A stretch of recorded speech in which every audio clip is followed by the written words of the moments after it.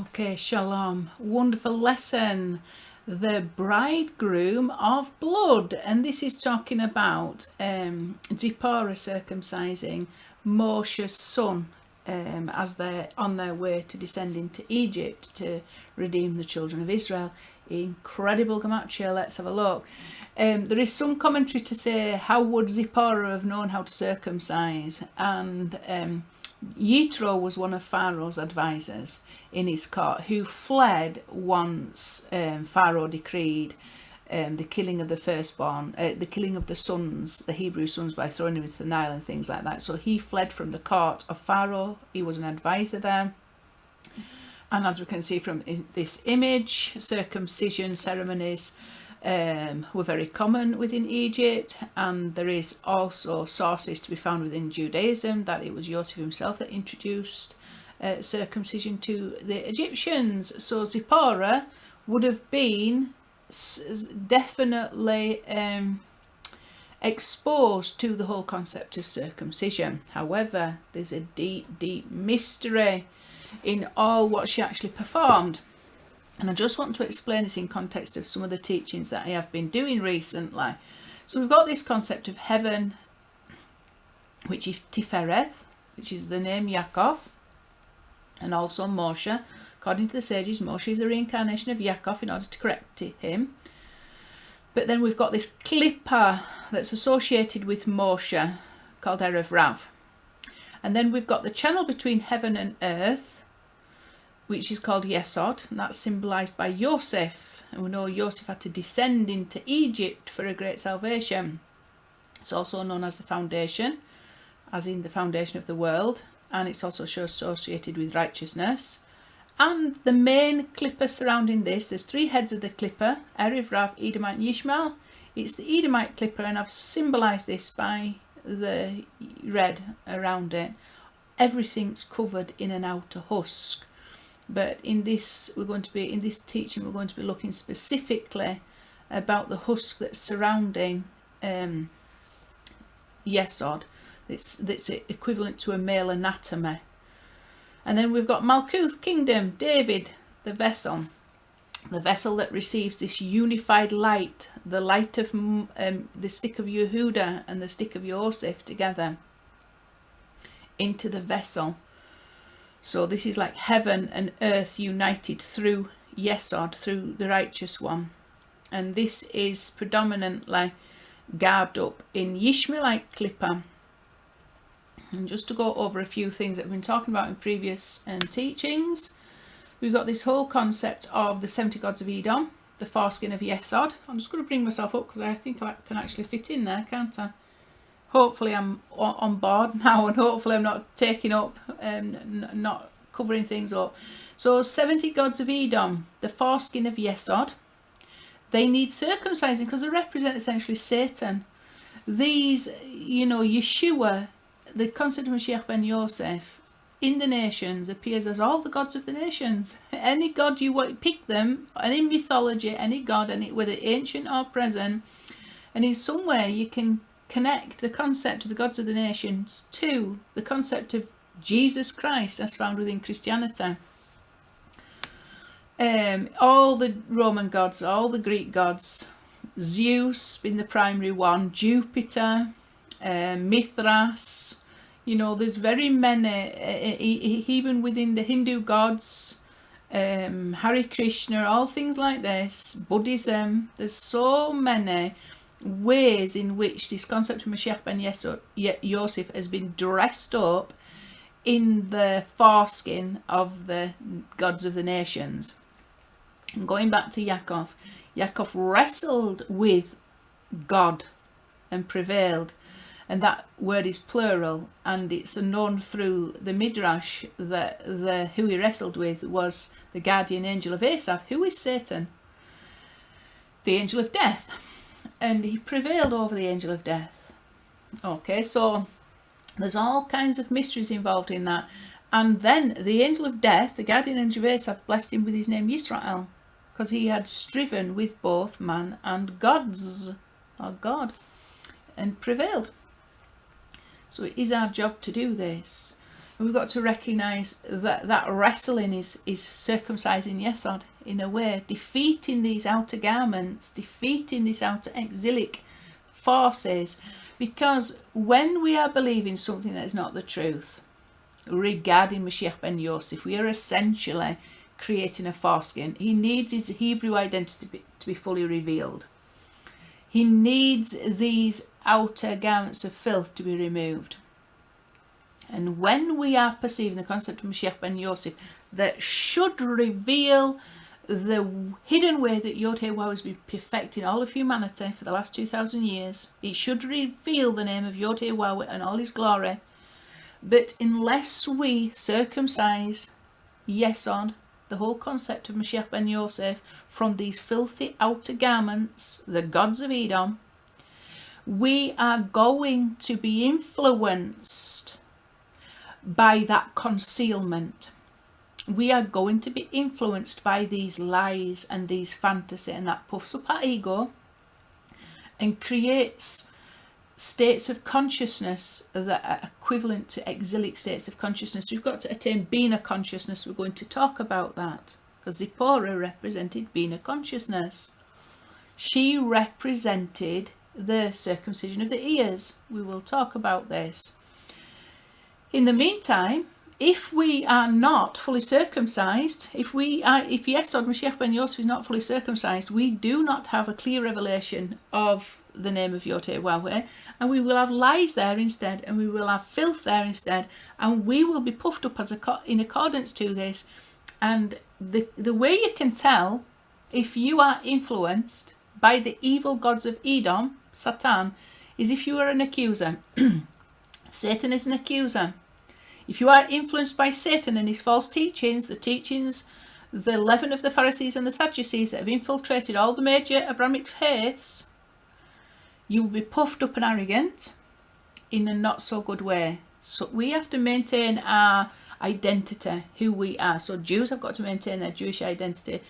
The house of Yosef have got to maintain their identity. And Yishmael, the Ishmaelites have got to maintain their identity. And this should really be done in a humble way, by knowing who we are in the scheme of Yod-Heh-Wah's plan. But once we start accusing and wanting to seek death for, Jews hating Christians, Christians hating Jews, and Christians have hated Jews a lot, inexcusable. They have been powered up because they are the ones most descended into the absolute utter filth, all 70 layers. The concept of Mashiach ben Yosef is descended into the total 70 layers of this foreskin.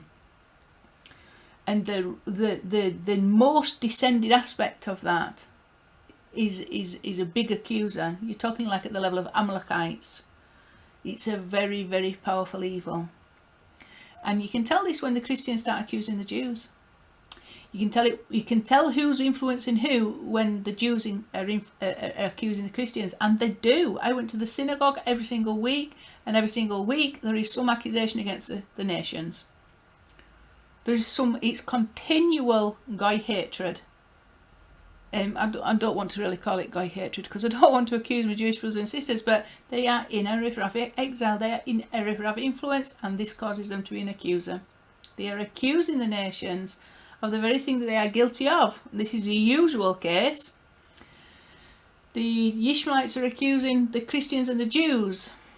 It is hatred. It is hatred. It's sinat chinam. Baseless hatred. Okay? Because we're all in exile and we've all got the same job to do. We should unite against the forces of exile, and instead we are fighting against each other, influenced by the forces of exile. And it generates a lot of ego and hate and division. We need to overcome the power of Satan. We need to overcome this influence. So yes, it is hate. Jews hate the nations, and this is spoken about endlessly in the synagogues, the shuls. The same hate is between Arabs and Jews. You can see it. How can you see it in the news? The barbaric terrorism against Jews, where they would absolutely delight in killing every Jew. There's evidence, continual, perpetual evidence of Christians hating Jews. The Holocaust is the prime example. It's a level of hate that is, you know, it is horrific. This has got horrific consequences that we need to get over. So we need to spell it out clearly and hopefully repent and return from this place where we stand as accusers against each other. And the only way that we can be free of that is the truth. The truth about Yosef, or Yosef Chai. The truth about the concept of Mashiach ben Yosef as found in the Torah. Okay, so we can't beat about the bush anymore. It's no point being polite. We're living in a world where there's brother hatred. It's causing nothing but death, destruction and disease. It needs to stop. Okay, so I'm not making excuses for people. I know why the Jews have had to put up their defences. I know why the Christians have had to put up their defences. And I know why Ishmael has had to put up their defences. But when it comes to this level of accusation, this is not defence no more, it's attack. And we've got to start, when innocent people are getting murdered and killed and this division is causing such destruction, we need to put a stop to it. We need to understand what is going on, what we need to do. I'm not going to start defending Erev Rav Jews. I know it was a necessary evil. We've reached a time now where the circumcision is essential. And then we can understand that it has preserved the Jews as Jews and the Christians as Christians and the Ishmaelites as Ishmaelites for ultimate good. But there also comes a time where that skin, that clipper, that outer husk needs removing. The time is now. So we can't make any excuses for evil anymore. We've got to say, well, it served a purpose, but now the purpose that it served is come to an end. And we've got to get to the next level. We want to get to redemption. So we're going to have to remove it. So Ramchal says 70 nations are 35 Edomite, 35 Ishmaelite. So this is what the way that I looked at it. I've talked about it in recent teachings because this is the inspiration that I've had, and reading between the lines of what the sages have said. All the inspiration that I get comes from reading the Torah, essentially, and doing analysis on the Torah, the Gematria. I don't just speak what I think. And also I am able to perceive reality because I've lived in it. I have been exposed to Judaism, I've been exposed to Christianity, and I've been exposed to Islam. So it's through what I experience aligned with what the sages have written and aligned with what is in the Torah. And so I'm not just speaking independently. I don't want people to think that. So this is inspiration that's derived from analysing the situation that we are in and analysing the experience of what it is at this time to be a human being, witnessing all that we are able to witness and what we have personally witnessed. So Ramchal says 70 nations, 35 Edomite, 35 Ishmaelite, and I've talked about how the concept of Mashiach ben Yosef, i.e. Yeshua HaNotzri, is predominantly understood within Christianity, and the difference between how it's understood within Islam. So within Christianity, he's God himself. And I've talked about the truth in that understanding and of the obvious error. He's not God, but God made him look like God. Which gods? Well, all the gods of the nations, actually. Just as Yosef was looking like the gods of Egypt. I've talked about that before, I'm not going over it again. So, God made him look like a god. Yod-Heh-Wah-Heh made him look like a god so that he could infiltrate all the layers of all the layers of the nations, all the different places to which Bnei Israel were exiled, for the sake of the glory of his name to be revealed. Everything is about a revelation of his name. So the fact that the Bnei Israel was exiled into much darker places of exile than the house of Yehuda is only for the glory of his name. Because from that place, his ultimate name will be revealed. His ultimate, all good, all merciful, all compassionate name. So they've only been exiled to a place of utter and absolute darkness and filth. So that when the hidden salvation is revealed through them, it will simultaneously reveal the name of Yod-Heh-Wah with his utter absolute perfection. This is revealing his perfection. So the concept of Mashiach ben Yosef within Christianity is laid up with all the gods of the nations. There's two layers to circumcision. There's the outer aula and the inner priya. In Islam, the outer aula is removed. He's no longer a god. He's no longer considered a god, but he's not rooted back to his Hebrew roots. He's not rooted back to Torah. He's somehow in some kind of suspension, trapped within Yishmaelite clipper. He needs this removing because he's a Hebrew. He's not a Yishmaelite. Okay, he's a Hebrew. The concept of Mashiach ben Yosef is Hebrew. Hebrew is synonymous with the truth. Esav was a Hebrew. Yishmael was a Hebrew. They descended from Abraham, the first Hebrew. Okay, so we've got to get this rooted in the right place. Right, so let's have a look at the 5 layers of circumcision. According to the sages, there's 5 types of circumcision. So this is Tziporah, circumcision of the ears. She represents circumcision of Bina. She was actually at a higher place than Moses. We'll go and have a look when we go look at the verses regarding this whole scene where Tziporah ends up circumcising the son of Moshe and what the Samaritans had to say it. So this is in Jeremiah, the circumcision of the ears. This is in absolute essential for redemption. I didn't even know. I've only just come across this recently. I didn't know how it was all going to tie in. It's utter and absolute perfection. So that's at the level of Tziporah, who's almost at this point when she circumcises the son, she's almost a mother to Moshe. And we're going to go and have a look in the Midrash about this concept. So then you've got circumcised trees. So you can only eat the trees, fruit from the trees, after the period of Orla, which is foreskin. They are not ripe to eat. And this can be likened to the tree of life, which is the name of Yod-Heh-Wah. We've got to circumcise the concept of the tree. The outer aula of the tree of life is the tree of the knowledge of good and evil. Okay, so this got to be circumcised from this. So process involved with that. Okay, and the circumcised tree, the name Yod-Heh-Wah is linked to Tifereth. Circumcised ears is Bina. Shema Yisrael.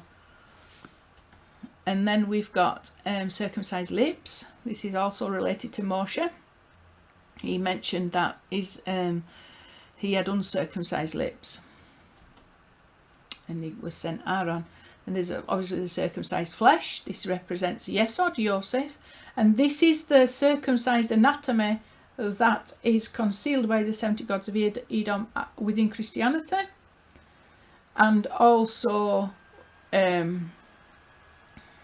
within Islam it's circumcised, but to a lot lesser degree. The main flesh has been removed, the main delusion, the main influence of Satan. And then you've got a circumcised heart. Basically within Islam, what I'm trying to say is that there is the concept of Yeshua being the Mashiach, and it's more from the Jamesian line. It's the Jamesian influence of Christianity as opposed to the Roman Pauline influence of Christianity. It's adopted Jamesian, Yaakov's version of Christianity is expressed through Islam. This is the outer influence of Rome removed. So it's a much truer picture of Mashiach Yeshua. Yeshua HaNatzri is found within the testimony of Muhammad, the Quran, than what is found from the testimony of Paul. It's the same concept, Mashiach ben Yosef. It's just different layers of delusion and lie and fantasy, different levels of exile. Okay, and then we've got kingdom, the circumcised heart, which is very much related to Yishmaelite. This is the vessel. This is Shalom. This is the name of Yod-Heh-Wah that must unite the stick of Yaakov and the stick of Yehuda and the stick of Yosef. unite to be a light to the nations, which is represented by the vessel. So circumcised heart, this is King David, Moshe ben Yosef, Moshe. Okay. And this is like Yaakov or Yisrael. And then this would be Bina, which is, in this instance, it's represented by Tziporah. So let's go and have a look at these then. I'm just going to have a quick outer look at some really significant numbers here. We've got Tziporah, bridegroom of the blood, and we've got these wonderful verses. It says, now he, and there's a lot of ambiguity, there's purpose ambiguity in this. Who is he? It's not specified, just the use of pronouns. So it's difficult to understand who he is. Is he Moshe the son, or Yod-Heh-Waw-Heh? It's purposefully ambiguous. It says, now he was on the way in an inn, that the Lord met him and sought to put him to death. So Tziporah took a sharp stone and severed her son's foreskin and cast it to his feet. Ambiguity there. Some people have interpreted that as Yod-Heh-Waw-Heh. In some commentaries, I think in the book of Jubilees, this is the angel of the Lord, not the Lord. So that would put you in the lines of Metatron. So was it at Metatron's feet that this foreskin was cast? Because there's all big connections to Metatron and Moshe ben Yosef, as is seen in the book called Hatan. And she said, for you are a bridegroom of blood to me. So he released him. Then she said, a bridegroom of blood concerning the circumcision. So this is extraordinarily mystical. And even the placing of it is extraordinarily mystical. However, we've got some numbers. Who is it that she's talking about? What is going on here? This is a big mystery. We've just had a look at the whole concept of circumcision, whole different process. What is foreskinned up at the moment? Yesod, the male anatomy. It's descended into Edomite exile. There's a lot of problems when the concept of Moshe ben Yosef is garbed up in the foreskin of Esav. The influence of this is not Hebraic. The influence of this is satanic. Accusatory as opposed to advocate. The advocate of Yisrael. We should be advocates.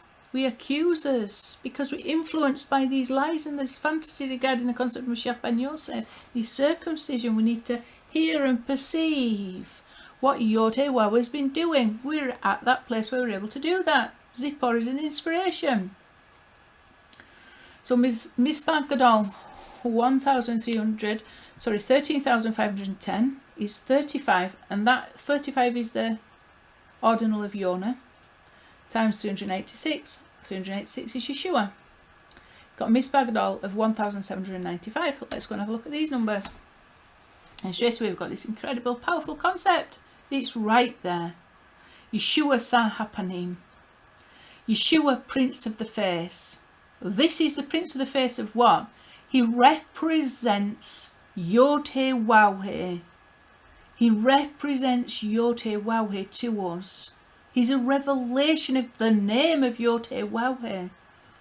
He's the Prince of the face of Yod-Heh-Waw-Heh.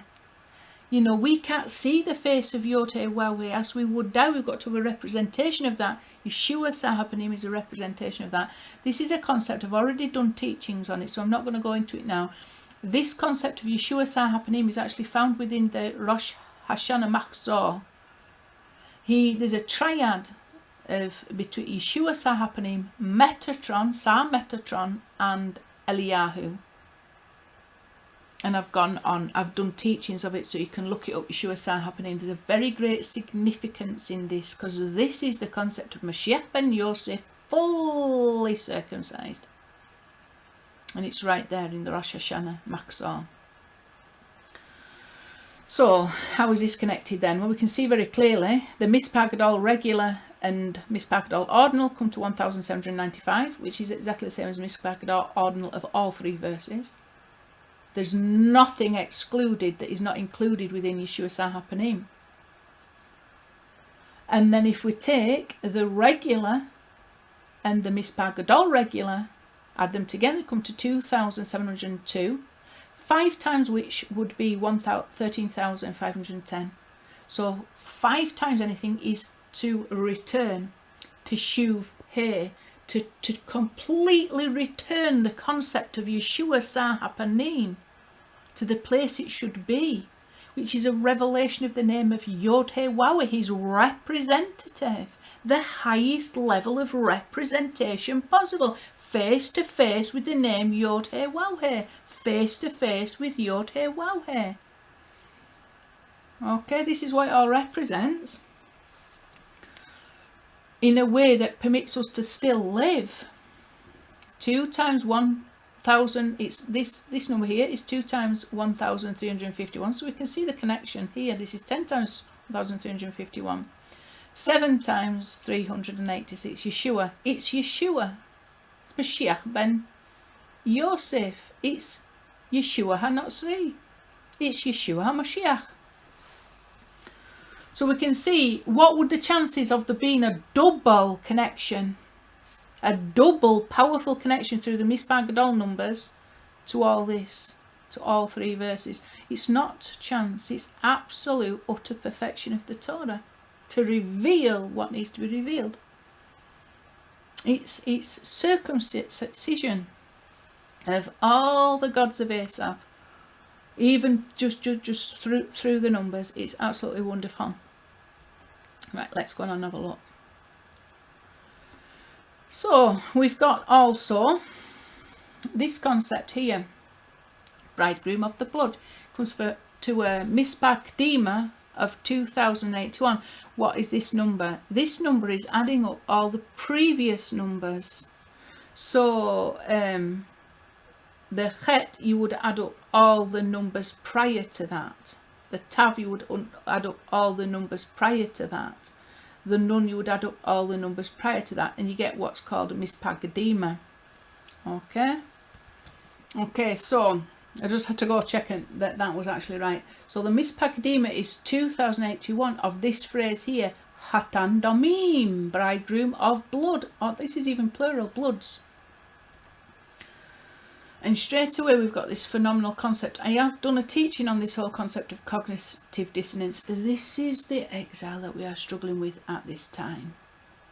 We are not able to cognitively recognise what is occurring, and this is why Tziporah is so important. Within the Shomronim, the Samaritans, they have a different understanding of this verse, because they take this word here, Bina, she circumcised her son, where is it now? Bina, instead of being her son, they interpret it as Bina, understanding, that she circumcised her understanding. Okay, and so she attained the level of Bina, which is the level of consciousness that we should be attaining. It's the level of consciousness associated with the Garden of Eden. Okay, Eden is associated with Bina. The Garden of Eden is associated with Bina. Eden is the Chokhmah, the wisdom that flows into Bina. Okay, so at this point she became a mother in a way to Moshe, because her understanding was higher than the level of Moshe, bearing in mind Moshe's Tifereth. So she became like a mother to Moshe at this point. And I just want to read you something from this book, Midrash Rabbah. It's the Song of Songs, so it's very, very relevant. This is the love story between Israel and Israel and God. Okay, so this is talking about how sometimes within the name of Yod He Wawe, you've got all the different relationships of male and female unity. So you've got father and mother, you've got father and daughter, mother and son, wife and husband, brother and sister. You've got all the different relationships. And when we are dwelling in the name of Yod He Wawe, when we've undergone all those layers of circumcision that are required, and there's only Yod Heh Wawi and nothing else beside him, then the way that we can relate to others is through all these different relationships. You know, sometimes we need to be the receiver, sometimes we need to be the giver. We are made in the image of Yod Heh Wawi, which is both masculine and feminine. That means sometimes a man can be a receiver, sometimes a woman can be a giver, and that's absolutely fine as long as it's within the we've got a jumbled up version of it at this moment in the world in which we live. People are very confused with genders and one thing and another, and pronouns, and we're getting this bandied about, but there is some holiness in that. It can be understood in a holy way, because within the name of Yod Heh Wawi there should be fluidity of roles. Like Moshe was his wife, but she stepped up to the level of mother, and she was the one that was able to help Moshe, who would have died if she hadn't. If she hadn't have attained that level of the mother at that point, if she hadn't circumcised her understanding and get a clear picture of what was going on, she wouldn't have been able to perform the circumcision, and Moshe, the Mashiach, would have died. The Mashiach is the revelation of the name Yod Heh Wawi. Without the Mashiach, we don't have a revelation of Yod Heh Wawi, because we can't perceive Yod Heh Wawi and live. We can't see Yod Heh Wawi and live. We can only see him through the concept of the Mashiach. Right, so this is taken from this book. This is a brilliant series of books, the Midrash Rabbah. This isn't there's some really good other books out there. There's What the Midrash Says. It's an excellent series of books. I read it to my children many times over, every single Shabbat, every single week for a long time, to get these stories into your mind. Bearing in mind we're talking about this cognitive dissonance, we are unable to we're in a state of cognitive dissonance. We need to circumcise our understanding, our reasoning, our ability to analyse the situation correctly, and instead we're getting we put into a state of cognitive dissonance where we're not able to process properly the reality that we are experiencing. And instead, instead of us being our minds being circumcised, so we're actually doing something helpful, like actually helping the Mashiach, actually revealing the Mashiach, and almost being a mother to God himself. We'll get to that when I read this. We're just in a state of immaturity, and we're suffering as a consequence. We're suffering as a consequence because we're not mature enough to perceive reality correctly. We haven't got understanding. We haven't got being a consciousness. We're not aware of God at all. We're exiled from that awareness. So there's this from Shir HaShirim. Adorned with the crown with which his mother coronated him. This is talking about Solomon. And the crown that his mother coronated with him. It says, the Midrash in the beginning of the preceding section explained the first half of our verse as an invitation to Israel to gaze upon the divine presence, with the words Bamelech Shlomo, referring to God. But how then can the current phrase be understood? Can anyone or anything be called God's mother? The Midrash explains, Rabbi Yochanan said, Rabbi Shimon ben Yochai inquired of Rabbi Eliezer, son of Rabbi Yossi, saying to him, did you perhaps hear from your father what is the meaning of with the crown with which his mother coronated him? Rabbi Eliezer said to him, yes.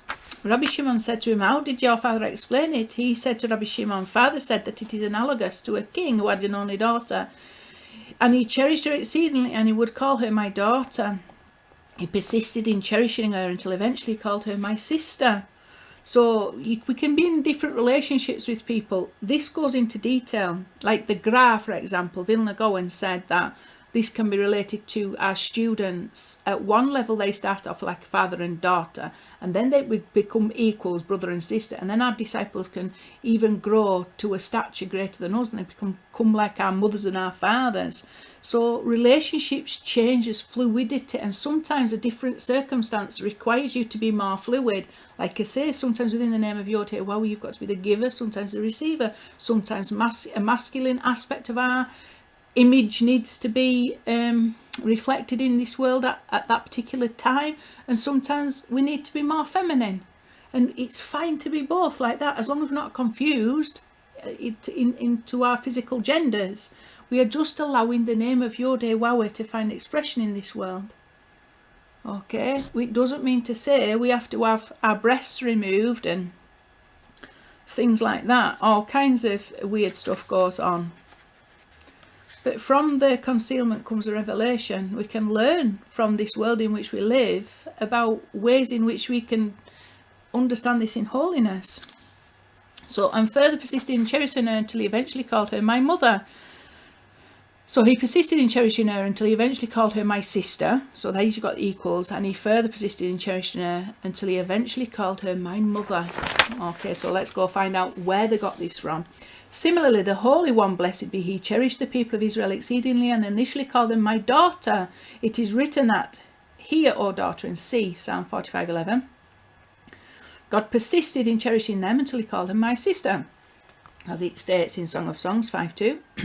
Open to me, my sister, my love. Just had a bit of a coughing fit then. And he further persisted in cherishing them until he called them my mother.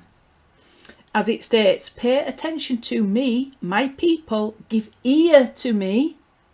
Give ear to me. We're talking about circumcision of the ears. Le'umi, my people, which is to be understood to mean, and to my mother. In our verse, then, God honours Israel by calling her his mother. Thereupon Rabbi Shimon bar Yochai rose and kissed Rabbi Eliezer on the head and said, had I come only to hear this explanation from your mouth, it is enough. There is an interesting comment. It says, we are following a manuscript version of our text as stated in Zohar Parashas Ve'athchanan, cited by Eitz Yosef. Do not read the word le'umi, but rather read it as if it were written le'imi, to my mother. So this is a play on the words my people, can be read to my mother. Accordingly, in this verse, God is saying to Israel, pay attention to me, my people, and to my mother, I say, give ear to me. So again, the level of mother, the level of Bina. And we've got the Shomranim, the Samaritans have maintained this in their Torah. They have got it as Binah, understanding, and not Banah, her son that was circumcised. I'm a great believer in all the words are correct. There's truth in all these, and we can get all of it's got some truth that we can glean. You know, likewise, Tziporah being a Cushite woman. You know, I've done some teachings on this. It's really very important to understand there was an aspect of Tziporah that was a Cushite. But there's other teachings within the Midrash that says, no, Tziporah wasn't a Cushite, she's likened to a Cushite. But then there's other Midrash that says Moshe did marry a Cushite prior to Tziporah. It's all interesting words.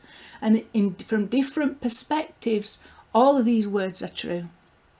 Okay.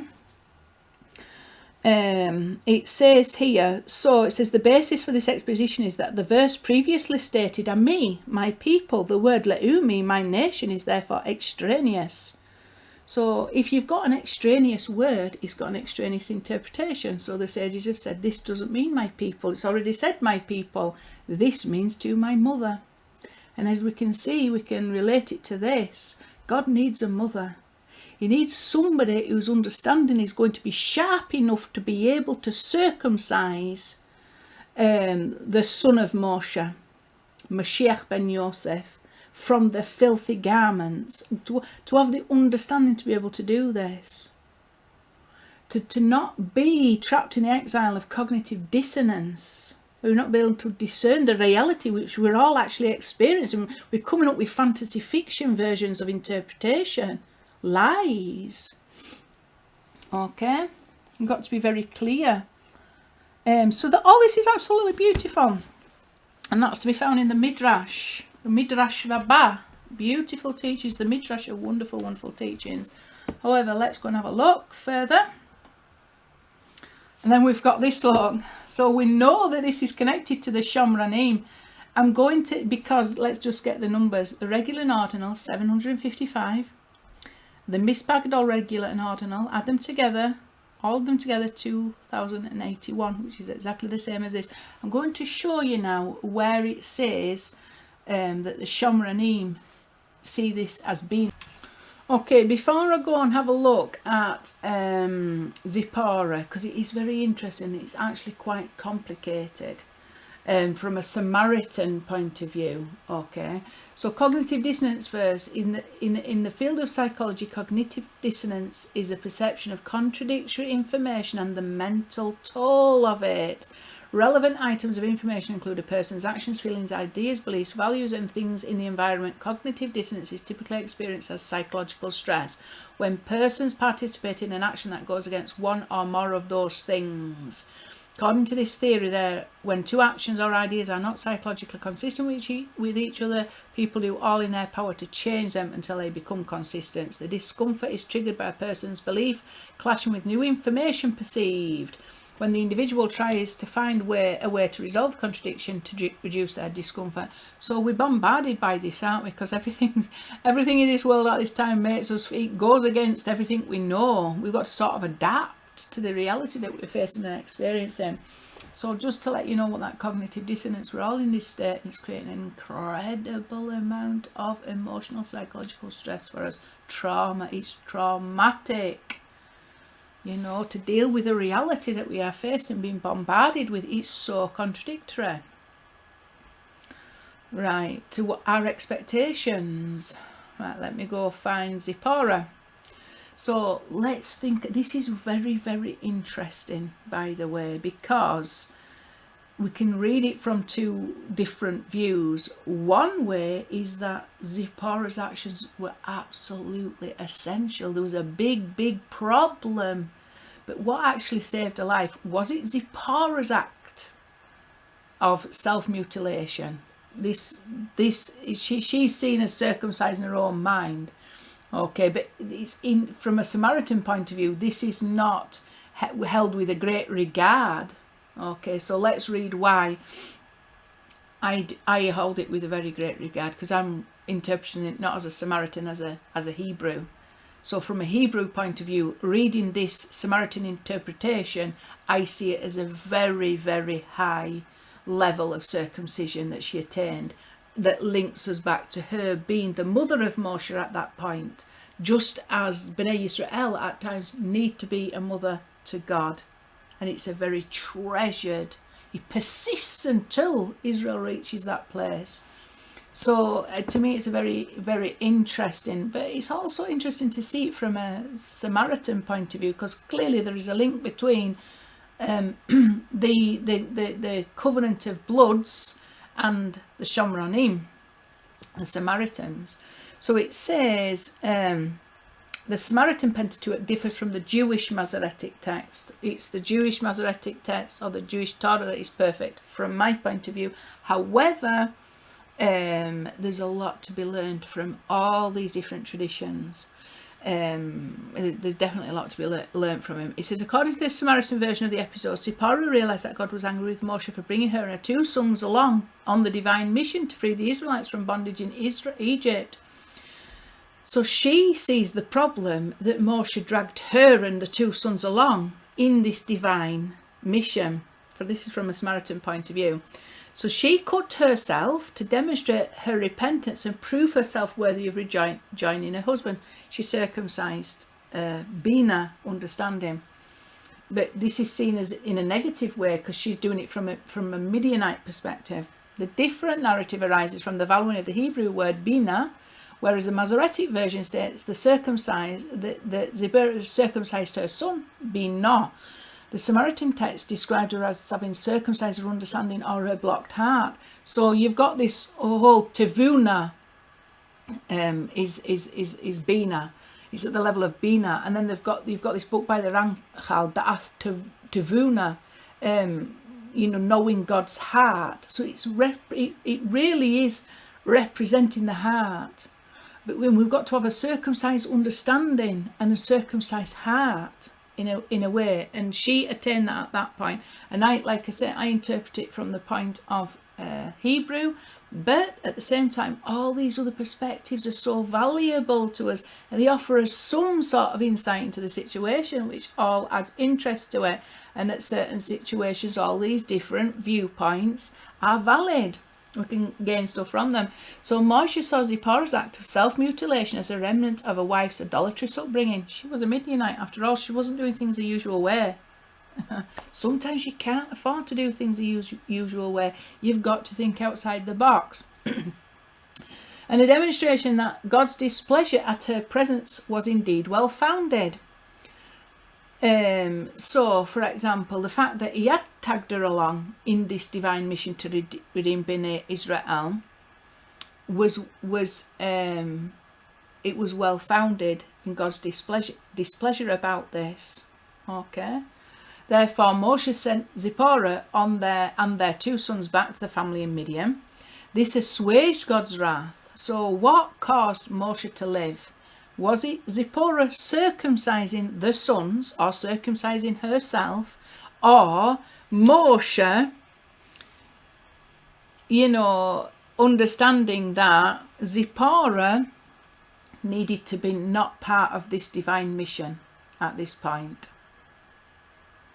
It's a combination of all things, isn't it? There is probably a deep wisdom in that. What caused Moshe to live?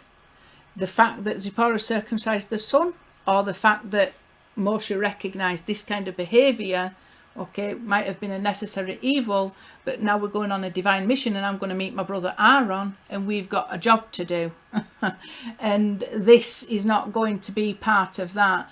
And that's what caused Moshe to live, for him to recognise that this behaviour, although there's something maybe essential in it, when it comes to him going into Egypt to save the Hebrews, you need a Hebraic mindset in order to accomplish this. And clearly Tziporah had some of the Midianite mindset, okay, for her to even do this. So quite there's different ways of looking at it, and it was the fact that Moshe recognised that saved his life.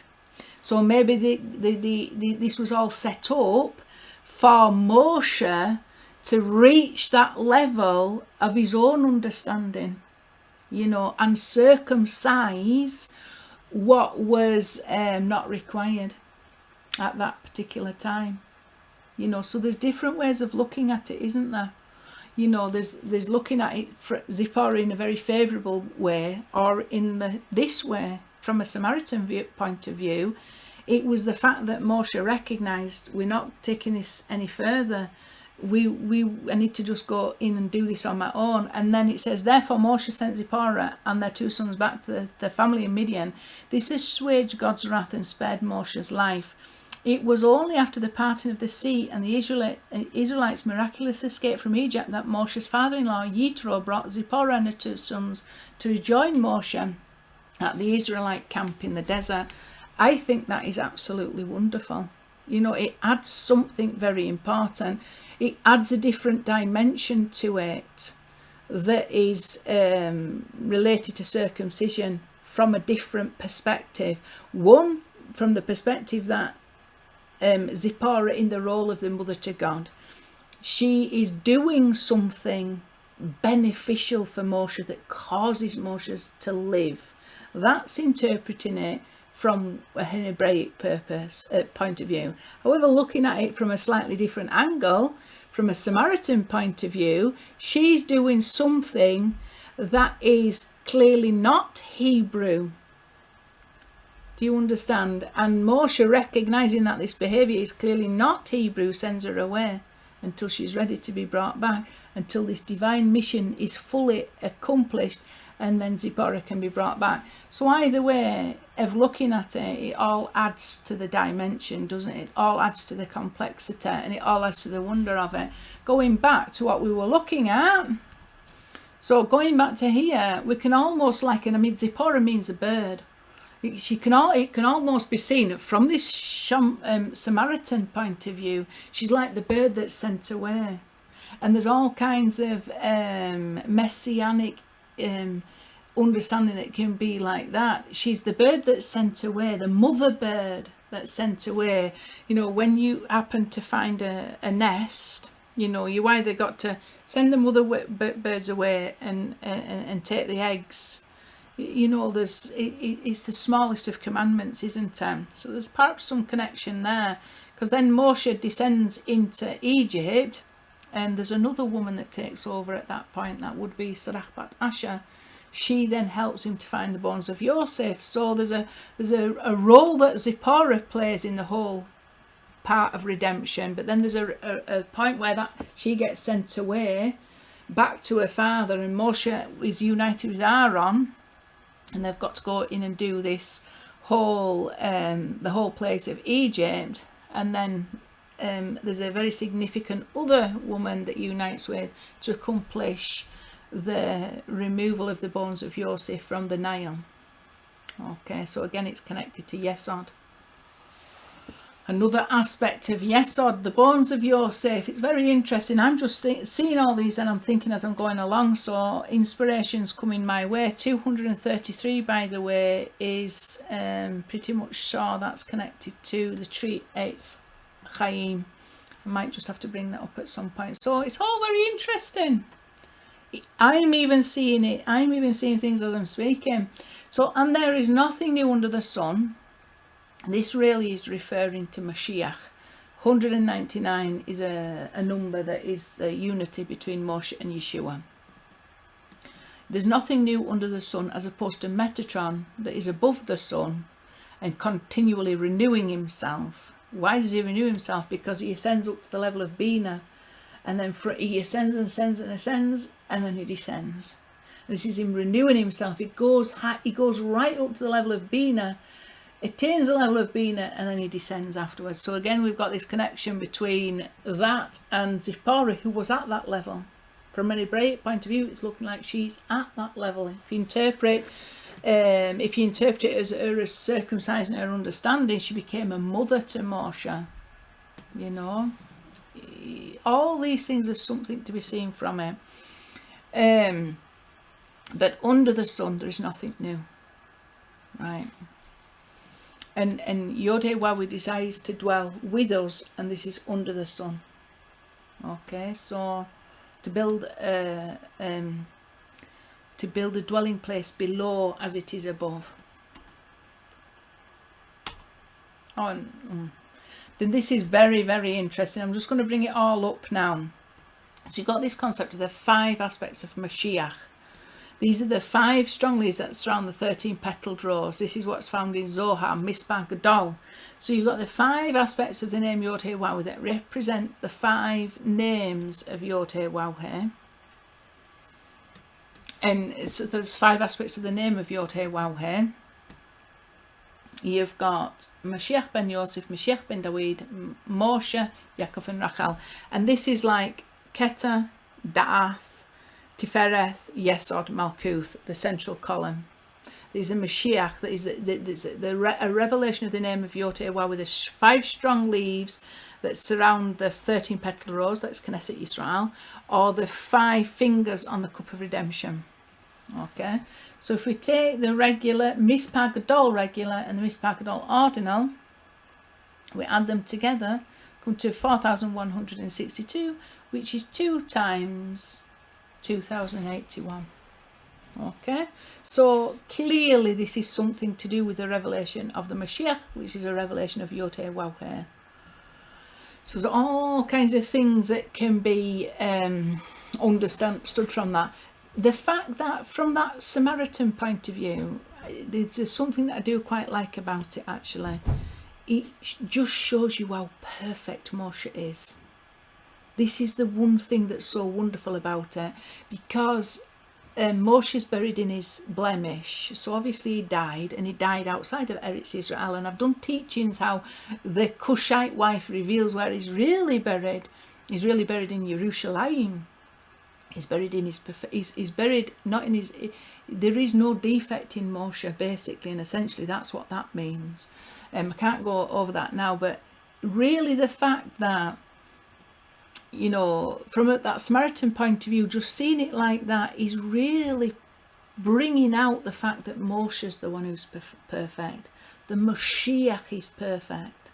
We are, if you like, part of that perfection, revealing that perfection. But we are not the perfection itself, because the revealing the perfection of the Mashiach is to reveal the perfection of Yotevaweh.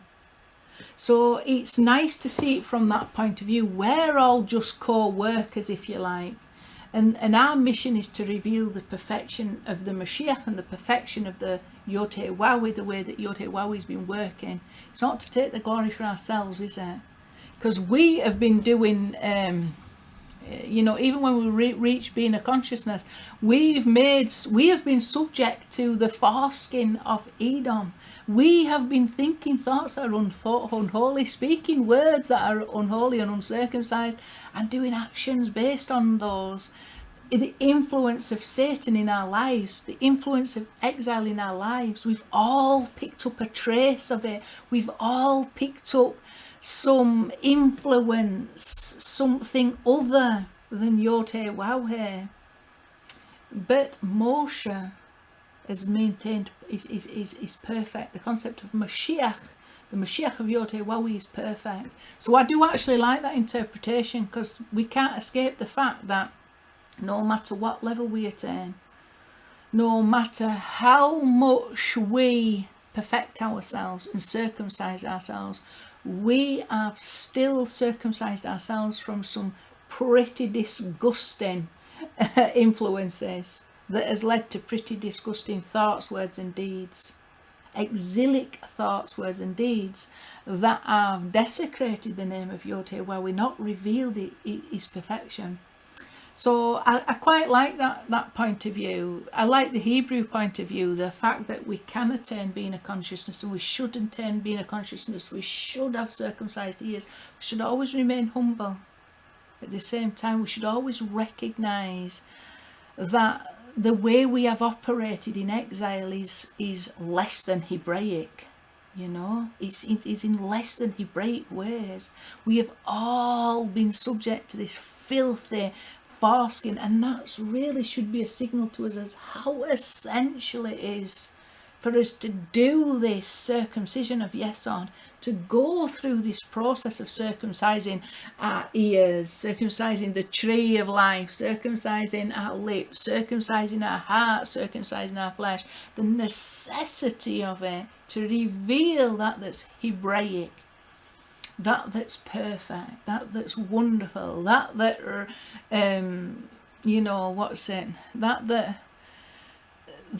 glorifies and sanctifies the name of Yotevaweh. We should recognise that there's a little bit of Tziporah in all of us, really. We've all been contaminated by the influence of our upbringing, and we're all doing things in a sort of half-shoddy way. None of us have got it quite right. None of us have been able to perfectly assist the Mashiach in his mission. We've all fallen short. We all need to recognise that. We all need to recognise the level of perfection that we are married to at the same time. Moshe is perfect, he's not defective in any way. He's the Mashiach of Yotevaweh is completely and totally perfect.